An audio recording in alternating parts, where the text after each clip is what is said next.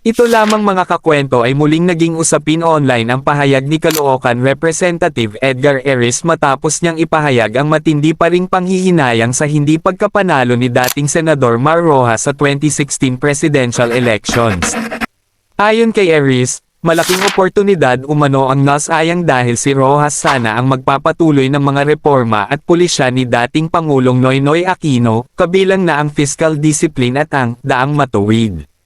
Naniniwala siya na kung nagpatuloy lamang ang mga ito, mas maunlad at mas matatag na sana ang sitwasyon ng Pilipinas ngayon.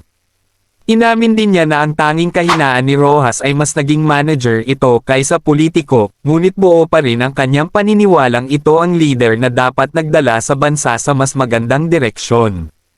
Sa kabila ng lahat, nananatili ang debate ng publiko kung talagang nasayang nga ba ang potensyal ni Rojas noong 2016. Kung kayo ang tatanungin mga kakwento ng hihinayang ba kayo na hindi naging Pangulo si Mar Rojas, halika mga kakwento pag-usapan natin yan sa comment section at huwag mo na rin kalimutang e-follow ako para updated ka sa mga political news natin.